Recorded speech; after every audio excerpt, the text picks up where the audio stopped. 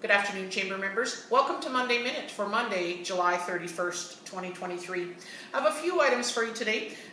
Great news from the Saskatchewan Chamber of Commerce. They've announced their 2023 ABEX finalists, along with some key award recipients that will be of interest to many people here in the community. Firstly, Tim Gitzel, the CEO of the Cameco Corporation, has been presented with the Business Leader of the Year award, and many of you will know or have heard about his excellent work related to the Ukraine and the selling of their products to them, and of course in this global situation he's done an amazing job.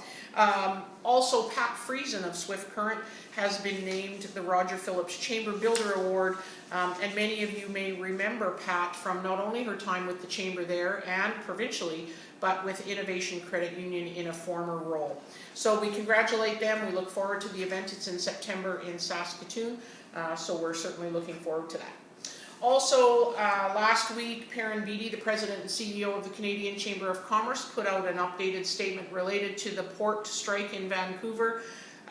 It was a pretty scathing statement actually put out, urging the government to ensure that a settlement is reached. And we understand this morning that a negotiated settlement was reached yesterday. It will go again to the union members for voting, as we know that several of them have gone back and forth and yes and no, and it's been a bit of a yo-yo situation, but I would encourage you to read that and follow up.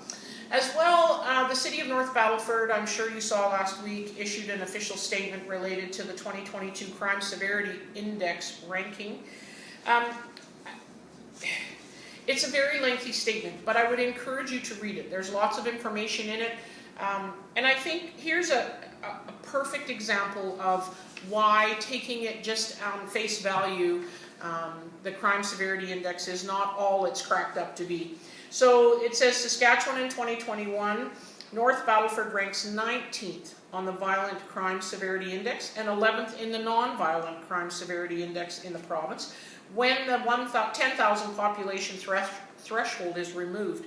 So based on the fact that that population threshold is in this calculation, puts us at the top, and it explains how that happens and why. But it certainly is encouraging to see some of the more recent results, and I know the Chamber, we had the RCMP inspector at a meeting with us in June and talking about the work that they're doing and the initiatives they've taken to lessen the crime in the community. As well, we know that with the province having added another crime team to do arrests and those types of things, that those numbers we understood were going to go up in the short term while that work gets done.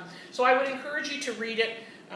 I, for one, happen to enjoy living and working in the Battlefords, and I know it's always discouraging to see the crime town and crime capital, those monikers that are put out. But I know that many of you feel as I do that we have a great community and we have so many positive things to be happy and to be excited about. And it's always discouraging. Once a year we get these reports out. So anyway, I encourage you to read it and certainly help out anywhere you can in ensuring that eyes and ears are on any situation that could cause some trouble. Anyway, I wish you a great week in business. I hope you enjoyed the day. It looks like we're going to have a beautiful day of sunshine today, and I'll see you again next week.